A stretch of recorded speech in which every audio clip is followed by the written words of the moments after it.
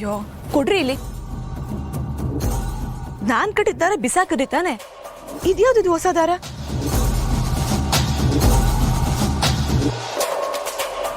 ಏನ್ ಬಾವ, ಈ ಊರ್ ಜನರು ಸರಿ ಇಲ್ಲ ಅಂತ ದೇವಸ್ಥಾನದಲ್ಲಿ ದಾರ ತಗೊಂಡ್ ಕಟ್ಕೊಂಡ್ರಾ? ಹೇಳಿದೀರ ನಾನು ಕಟ್ಕೋತಿದ್ನಲ್ಲ ಗಂಟಿ. ಈ ಊರಲ್ಲಿ ಒಬ್ಬೊಬ್ರು ನಂತರ ವಿಚಿತ್ರವಾಗಿ ಆಡ್ತಾವ್ರೆ. ಒಬ್ಬ ಅಮ್ಮ ತಾಯಿ ಅಂತ ಹೇಳ್ತಾನೆ, ಇನ್ನೊಬ್ಬ ಗನ್ ತೋರಿಸಿ ಗುಂಡು ಹಾರಿಸ್ತೀನಿ ಅಂತಾನೆ. ಇನ್ ಬೇರೆಯವರು ಹುಡುಗಿರ್ನ ನೋಡಿ ಬಂಗಾರಿ ಅಂತೆಲ್ಲ ರೇಗಿಸ್ತಾರೆ. Really disgusting. ಕಂಟಿ ಅವ್ರೆ, ಆ ಹುಚ್ಚಪ್ಪ ನಿಮ್ ಕೈನಾಗಿರೋ ದಾರ ನೋಡಿತಾನೆ ನಿಮ್ ತಾಯಿ ಅಂತ ನಮಸ್ಕಾರ ಮಾಡಿದ್ದು. ಹೌದು, ಇದ್ರಲ್ಲ ಅಂತದ್ ಏನ್ ಕಾಣ್ತೋ ಶಿವ ಹೆಂಗೆ? ರೀ, ಈ ದಾರ ನಿಮ್ಗೆ ಎಲ್ಲಿ ಸಿಕ್ತು? ನಿಮ್ಮನ್ನೇ ಕೇಳ್ತಿರೋದು, ಇದನ್ನ ಯಾರು ಕಟ್ಟಿದ್ದು?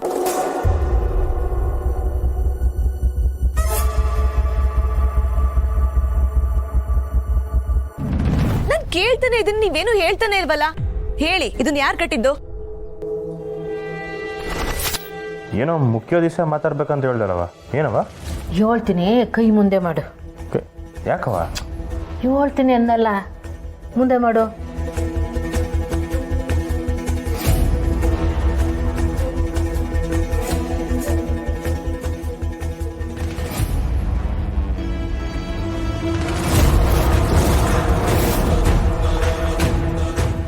ಇದನ್ನ ಯಾಕವ ಕಡ್ದೆ?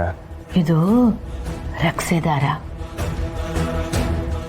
ಎಲ್ರನ್ನು ಕರ್ಕೊಂಡು ರಾಕ್ಷಸರ ಊರಿಗೆ ಹೋಯ್ತಾ ಇದೀಯಾ. ಇದು ನಿನ್ನ ಕೈಯಾಗೆ ಇರಲಿ. ಯೋನೇ ಅಪಾಯ ಬಂದರೂ ಇದು ನಿನ್ನ ಕಾಪಾಡ್ತದೆ ಅಂತ ನಂಗೆ ನಂಬಿಕೆ ಅದೇ. ಅಪಾಯ ಮತ್ತದ? ಏನೋ ಹೇಳ್ತಿದ್ಯಾ?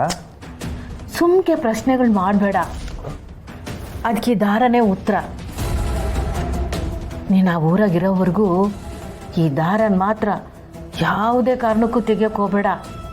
ಹಾಂ, ಆಮೇಲೆ ಇದನ್ನ ನಾನು ಕಟ್ತೆ ಅಂತ ಯಾರ ಹತ್ರನೂ ಹೇಳ್ಬೇಡ. ಹಾಂ,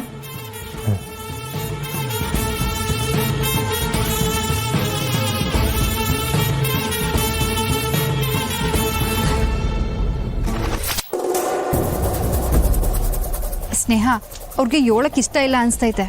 ಬಿಟ್ಬಿಡವೆ, ಇವನು ಕೇಳ್ಬೇಡ.